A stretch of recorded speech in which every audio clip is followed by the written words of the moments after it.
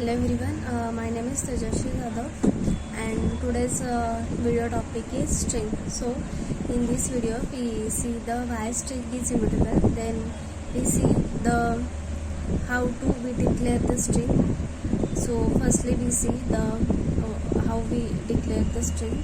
First one we see how we declare the string, how we use the string. So basically there is two method to declare our string. So first one is our by using the new keyword and then the string literal. So basically we see by using the string using the new keyword. So basically how to declare the string by using the new keyword. So we declare the string by using the new keyword like string s is equal to new string, then in double quoted we write our what will be our string means abc, it will be our string, then we write the abc. So it will be like string s1 is equal to new string in double quoted abc.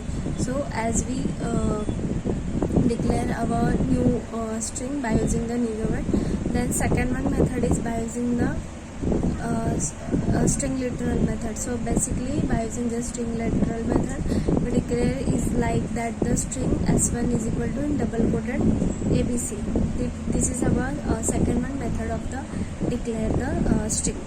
So basically in a string what will be happen, string is immutable. So basically what is meant by the immutable means it can be replaceable, it cannot be means it doesn't take any change. So it cannot be irreplaceable. So there is what will be happen when we create by using the new keyword, then it will be a store object in.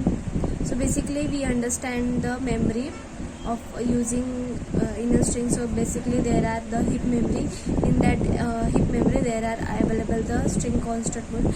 It is especially manufactured by only for the string. So in that what will be happen when we create the by using the new keyword string, then it will create the object, then it will be stored in a heap and scp also. If we create by using the new keyword, then it will be stored in a string construct mode and heap also.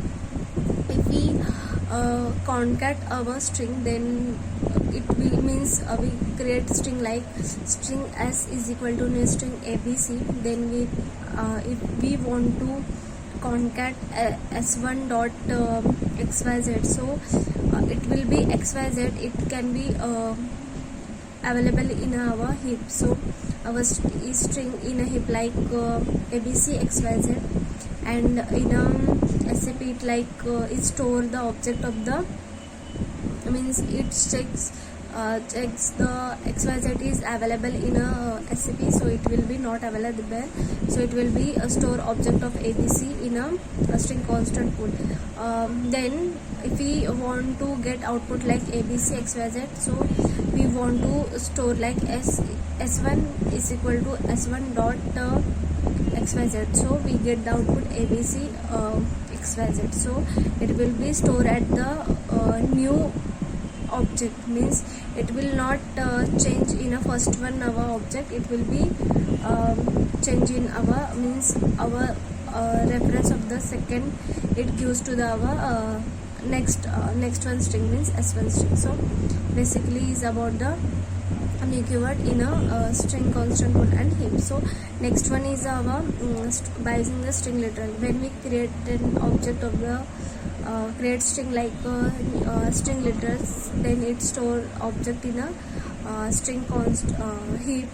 And if we want to create same string and we want to change our string, so it will change because our first one object pointed to the next one our object. So this we create our new string by using the string literal. So there are in a string there are two means string buffer and string builder. So basically string buffer and builder.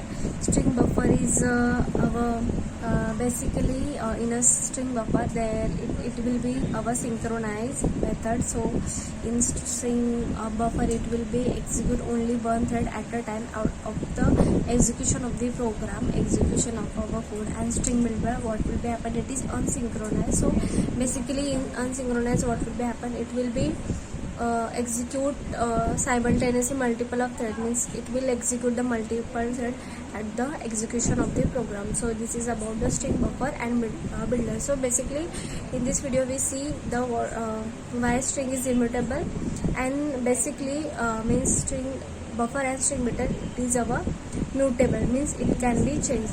There will be change in happen in the string. So this is all about the string. Thank you.